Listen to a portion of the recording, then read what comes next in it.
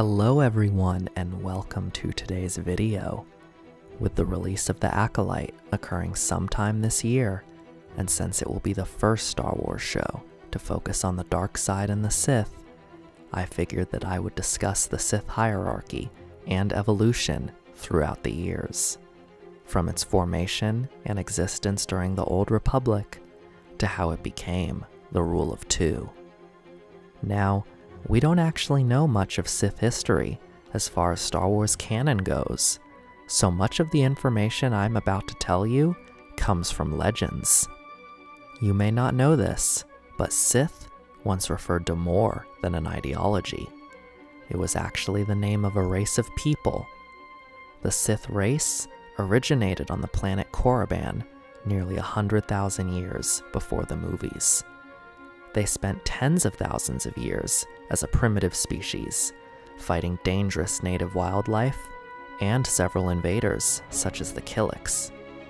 Eventually, the Sith developed and created an empire ruled by the warlord known as King Ados. Ados was called the Sithari, or Overlord, the first title worn by the ruler of the Sith. The Sith made their first connection with the larger galaxy when the Infinite Empire invaded Korriban under the guise of friendship.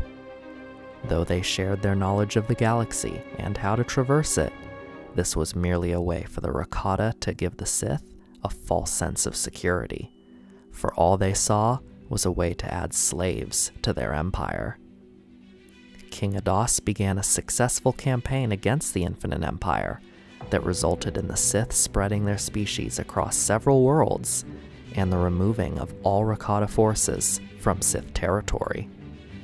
However, Ados had to sacrifice himself to achieve this victory.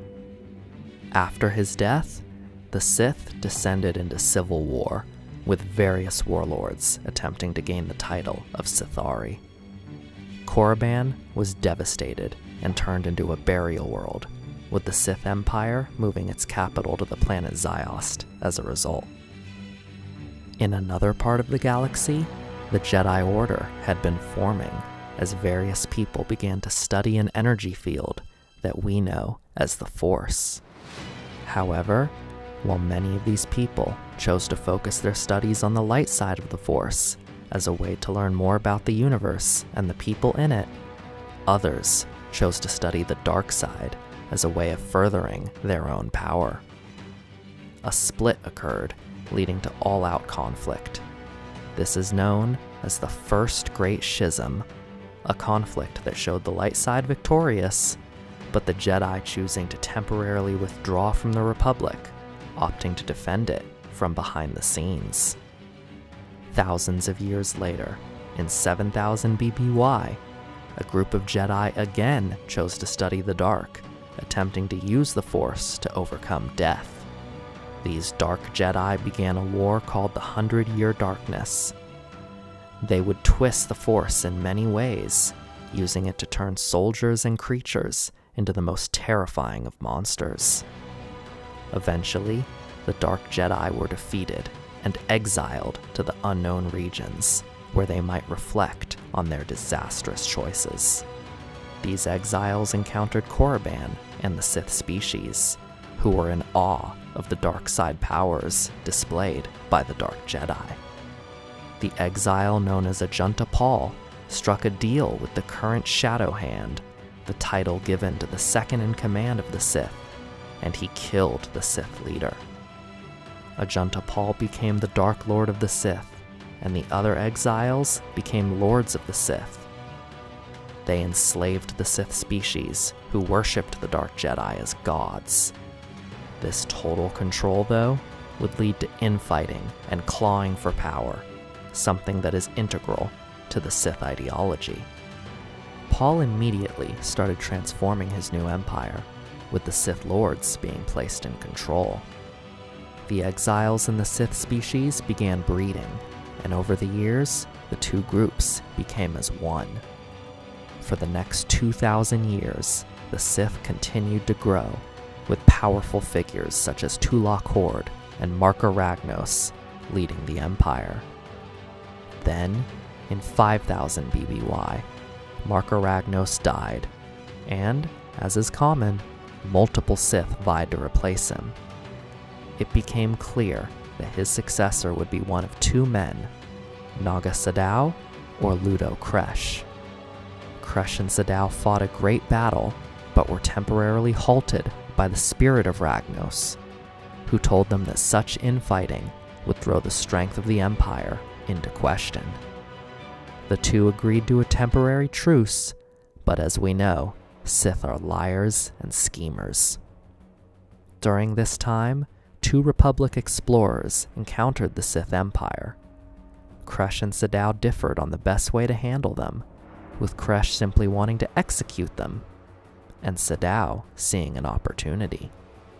Sadow faked a Republic attack, hid the explorers in his personal fortress, and demanded that the Empire retaliate against the Republic. Sadow was made the Dark Lord of the Sith, though Kresh still claimed this title as his own. Sadow would use his new authority to initiate the Great Hyperspace War, one of the deadliest conflicts in the history of the Star Wars universe. The Republic was caught almost completely off guard and sustained heavy losses, though through the brilliance of Empress Tida, who was the leader of the Koros system, and Sadow's overconfidence, the tide of the war began to turn against the Sith. During an important battle, Sadow used a superweapon built into his personal flagship to cause a star to go supernova as a way of decimating Tida's forces, though he sacrificed much of his own fleet as a result. Sadow was forced to retreat to Korriban, where he discovered that Kresh had been gathering support while his rival had been invading the Republic. A massive battle took place, with Sadow emerging victorious and Kresh dying. Sadow would not have time to relish in his triumph, however, for almost immediately, Empress Tida arrived and decimated the remaining Sith forces. This created a chain reaction, leading to the destruction of most of the Sith Empire. The following years would see several Sith and Darkside users attempt to bring about the return of the Empire's strength. Powerful Force users such as Friedan Nod and Exar Kun inflicted great damage to the Republic, but, as had happened many times before, the Jedi were eventually able to defeat them in battle. The Jedi would then face their greatest test to date, when the fallen Jedi Revan and Alec turned to the dark side. Revan took the title of Darth Revan, and Alec became Darth Malak. The two would bring back much of the Sith Empire's former glory, including establishing a Sith Academy on Korriban. However, as has become a theme, Malak betrayed his former ally, and Revan was stripped of his authority and his memories. Revan, having temporarily lost his knowledge of who he was, retrained in the ways of the Jedi, and brought about the end of Darth Malak.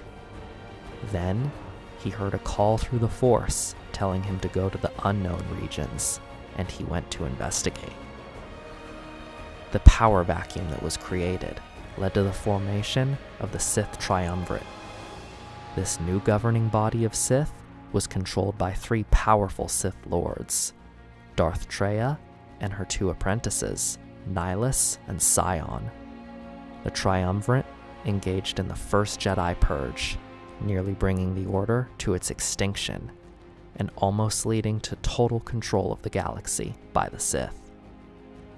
This was not to be realized, though, because once again, the two Sith apprentices betrayed their master and seized power for themselves, undermining the goals of the Empire. The Sith Triumvirate was eventually defeated by the Jedi Exile Mitra Surik. A few centuries later, the galaxy would learn what Revan had gone to look for. A powerful Sith Lord known as Vitiate had reformed the Sith Empire and proclaimed himself Emperor, and he invaded the Republic. This new Sith Empire was one of immense strength, with Emperor Vitiate being the most powerful Sith Lord the galaxy had ever seen. His Sith Empire was governed by the Dark Council, powerful Sith Lords who each controlled a specific section of the Imperial government and ran much of the day-to-day, with each of these members reporting directly to the Emperor. The Sith Academy was once again rebuilt on Korriban, and the Republic capital of Coruscant was temporarily occupied. Then, the Emperor agreed to a truce, stunning many on both sides. As it turned out, Vitiate was creating a second empire, the Eternal Empire, and he simply wanted the Sith Empire and Republic to weaken each other while he prepared for a full-scale invasion of everything in the galaxy.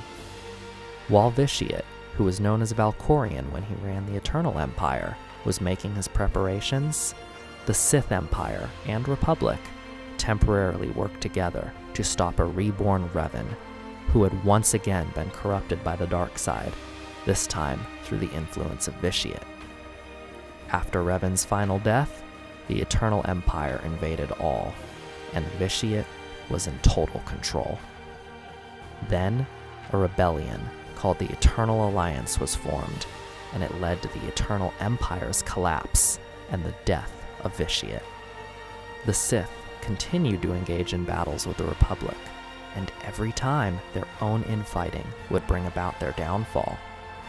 Then, a Sith called Darth Bane would change the history of their order forever. Darth Bane was smart enough to realize that the Sith would never truly overthrow the Republic and wipe out the Jedi while they were so focused on undermining each other. The only problem was that this behavior was essential to the Sith ideology. Bane realized that for the Sith to achieve ultimate power, their numbers would have to be significantly reduced. Bane utilized a dark side ritual known as a thought bomb to wipe out nearly all the Sith, and he did so in the presence of the Jedi, who believed that their oldest enemy was finally gone for good. However, the Sith had merely retreated to the shadows, and Bane established the rule of two. Always two there are, no more, no less, a master and an apprentice. The Sith, going forward, would be limited to two people: the master, who would share all of their knowledge and power with their apprentice, who would eventually overthrow the master and take on their own apprentice. On and on the cycle would go until a Sith was produced who was strong enough to bring about the grand plan to destroy the Jedi. This was, at least in theory, how the rule was supposed to work, though Sith being Sith were known to break it. For 1,000 years, the rule of two governed the Sith, who moved away from their warrior past and became schemers and manipulators. Eventually, the Lord of the Sith was a powerful individual called Darth Plagueis the Wise, and I think we all know where the story goes from there. The question becomes, how is the Acolyte going to handle the history of the Sith? We know that it takes place roughly 100 years before the Phantom Menace, so it is entirely possible that we will see a young Plagueis and get a little more backstory on their history. So let me know, what do you think of the history of the Sith? Is there any aspect you wished I had spent more time discussing? How do you think the Acolyte will handle Sith history, and will it take anything from Legends? Put your thoughts in the comments, and don't forget to like and subscribe so you don't miss any future content. With all that said, have a great rest of your day.